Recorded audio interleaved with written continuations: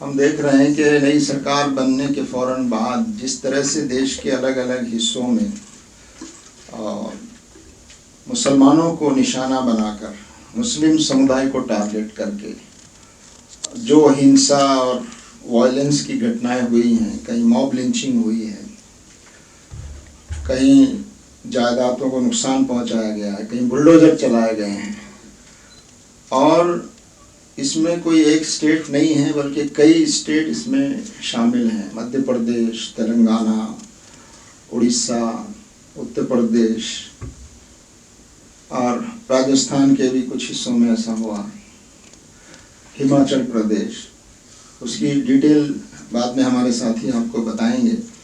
लेकिन ये जो घटनाएं हो रही हैं, साफ नज़र आ रहा है कि वो एलिमेंट्स जो अपने आप को कानून से ऊपर समझते हैं और नफ़रत का एजेंडा जिनका एजेंडा है,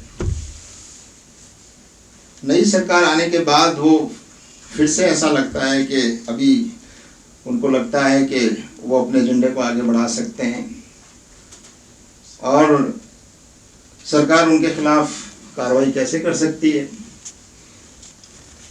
तो ये जो ट्रेंड है और इलेक्शन के बाद जिस तरह से तेजी से घटनाएं बढ़ी हैं, ऐसा लगता है कि ये नफरत और बदले की भावना से, कि लोकसभा इलेक्शन में जिस तरह से इन पार्टियों को नुकसान हुआ है और जनता ने जो इनको जवाब दिया है और जनता ने इनकी ताकत को कम कर दिया है और नफरत के एजेंडे को रिजेक्ट किया है,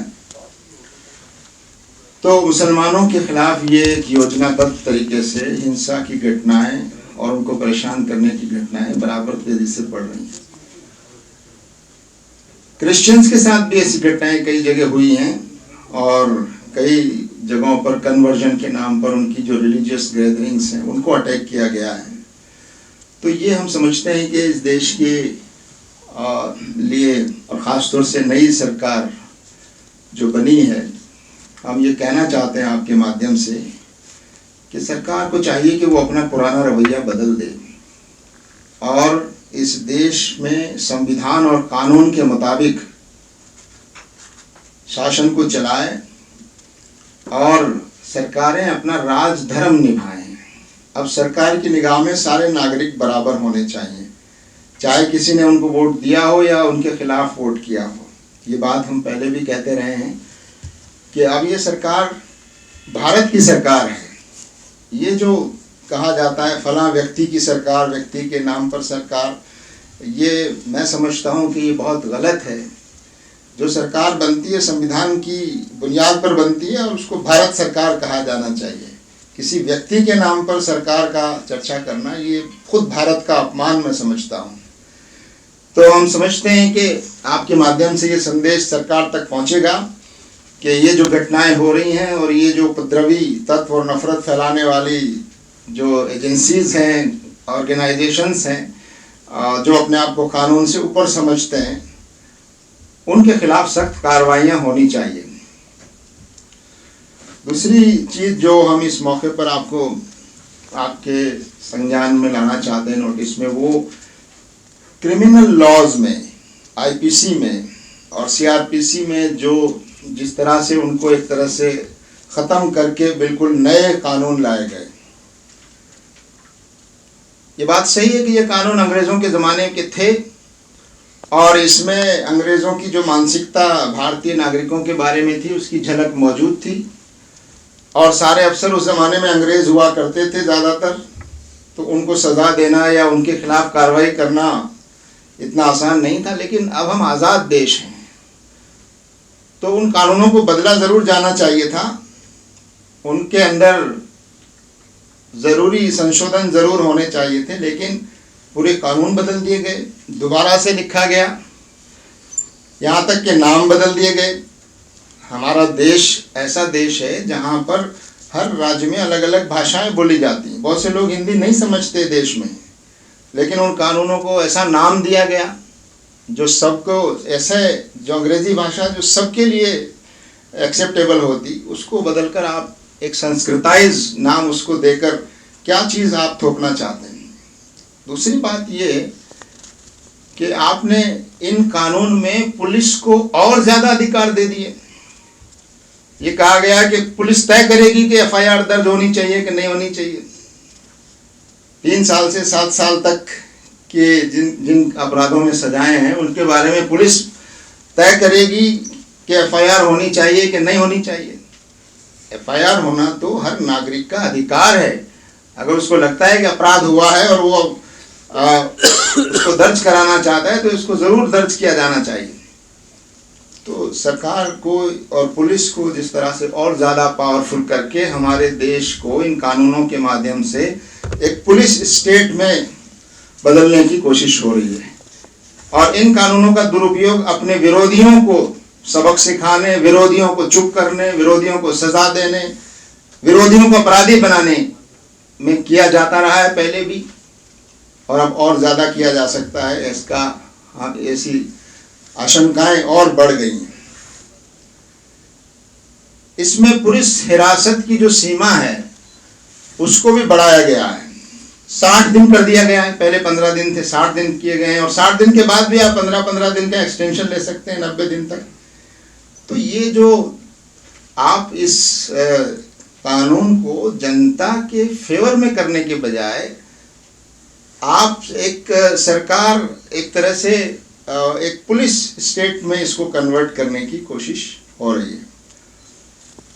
सेडिशन और राजद्रोह का जो कानून था उसको उस नाम से नहीं लाया गया। हमें लगता था कि राजद्रोह का कानून हट गया, लेकिन उससे ज़्यादा खतरनाक धारा उसमें ऐड कर दी गई, और सरकार का विरोध जो है अब देश का विरोध कहलाएगा। एक तरह से सरकार के विरोध को देश के विरोध समझा जाएगा। सिक्योरिटी के नाम पर आप किसी भी विषय में सिक्योरिटी का एक टैग लगा दें और फिर किसी के खिलाफ कितनी ही बड़ी कार्रवाई करने के लिए आप अपने आप को जस्टिफाई करें। तो ये जो क्रिमिनल लॉज में जो तब्दीली की गई है, यकीनन अंग्रेज़ों के बनाए हुए कानून बदले जाने चाहिए थे, लेकिन अब जो कानून बने हैं वो उससे भी ज़्यादा खतरनाक मालूम होते हैं। उससे भी ज़्यादा ऐसा लगता है कि इनका दुरुपयोग करना ज़्यादा आसान है, और लोगों अपने विरोधियों को चुप करने की कोशिश करना और विरोधियों को सताने में इन कानूनों का दुरुपयोग ज़्यादा हो सकता है। एक और बड़ी महत्वपूर्ण बात इस बारे में यह है कि ये इतना बड़ा चेंज लाया गया बिना पार्लियामेंट में ठीक से बहस किए हुए। पार्लियामेंट में ठीक से बहस नहीं हुई। एक बड़ी संख्या में लोगों को, पार्लियामेंट के मेंबरान को सस्पेंड किया हुआ था। लोग पार्लियामेंट के बाहर थे, और ऐसे में जल्दी जल्दी में इतना सीरियस कानून, इतना बड़ा कानूनी बदलाव जो है वो लाया गया। ये खुद हमारी संवैधानिक प्रक्रिया को, कानून बनाने की प्रक्रिया को, और देश की जनता ने जो पार्लियामेंट को जो अधिकार दिए हैं कानून बनाने, उसका एक अपमान है कि आप बिना बहस के इतनी बड़ी तब्दीलियां कानून में ला रहे हैं जो नागरिकों के खिलाफ हैं, और इस देश को एक नागरिकों की स्वतंत्रता का सम्मान करने के बजाय उसको एक पुलिस स्टेट बनाने की कोशिश इन कानूनों के जरिए की गई, हम समझते हैं।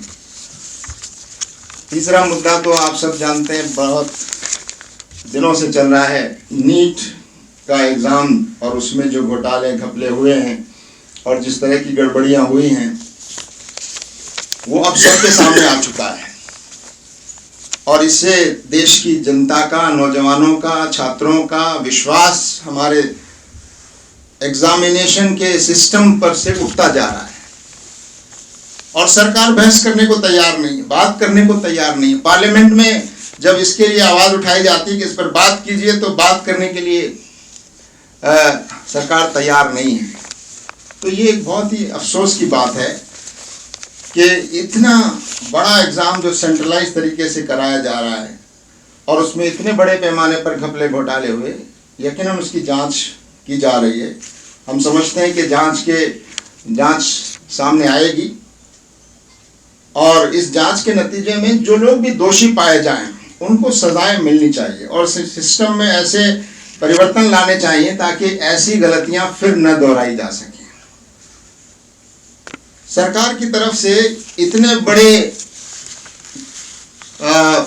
घोटाले को, इतने बड़े अपराध को बहुत लाइटली लेना, हल्के में लेना, ये बहुत गंभीर बात है, और ये अफसोस की बात है कि जिससे लाखों लोगों का भविष्य जुड़ा हुआ हो छात्रों का, उसको सरकार गंभीरता से नहीं ले रही है, उसको सरकार पार्लियामेंट में डिस्कस नहीं करना चाह रही है। तो हम समझते हैं कि इस पर कार्रवाई होनी चाहिए। और देश, हम ये भी कहते आए हैं, पहले भी कहा हमने, कि ये जो पूरे देश का आपने एक एग्जामिनेशन जो कराने का जो सिस्टम चलाया है, एक देश एक एग्जाम एक व्यक्ति, ये जो मानसिकता आगे बढ़ रही है ये बहुत खतरनाक है। इतना बड़ा देश है और कई राज्य पहले से डिमांड करते रहे हैं कि इसको डिसेंट्रलाइज करना चाहिए और ये कॉम्पिटिटिव एग्जाम्स डिसेंट्रलाइज होने चाहिए, नीट जैसे एग्जाम्स को। कई स्टेट्स, खासतौर से तमिलनाडु वगैरह, तो पहले से ये डिमांड करते रहे हैं। तो हम आपके माध्यम से बात पहुंचाना चाहते हैं कि इस मसले पर जो दोषी हैं उनको बचाने की कोशिश नहीं होनी चाहिए। सरकार ने कहा है कि नीट में कोई बहुत बड़ा घपला नहीं हुआ है। ये कितनी गंभीर बात है, कितनी खतरनाक बात है कि सरकार बचाने के लिए इसको इतना हल्का करके बताए।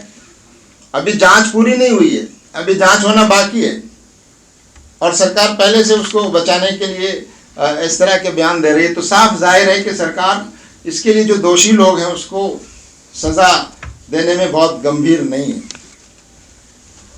नीट का एग्जाम कैंसिल करने की बात, हम ये समझते हैं कि जांच पूरी हो, जांच में जो तथ्य सामने आए उसके आधार पर कोई निर्णय लेना चाहिए। और इतनी बड़ी संख्या में लोगों को एग्जाम कैंसिल करके उनके भविष्य को खतरे में डालना हम ठीक नहीं समझते। तो जब तक पूरी जांच सामने नहीं आ जाए इसको कैंसिल करने को होल्ड करना चाहिए। और हम समझते हैं कि ये इसका इलाज नहीं है, बल्कि बहुत से लोगों के फ्यूचर के साथ ये खिलवाड़ होगा। आखिरी बात जो हमारे प्रेस नोट में लाई गई है, वो आपने देखा कि पिछले दिनों देश में कई घटनाएं ऐसी हुई जिसमें आम लोगों की जानें गई, ट्रेन के हादसे हुए और अभी हाल में हाथरस में जो सत्संग के मौके पर जिस तरह भगदड़ मची और स्टैम्पेड हुआ, 120 से ज़्यादा लोग मारे गए। और वहाँ भी हम देख रहे हैं कि सरकार, और हमारे खुद दिल्ली में टर्मिनल 1 पर जो जिस तरह का हादसा हुआ और उसमें ये बहुत गंभीर घटनाएं हैं।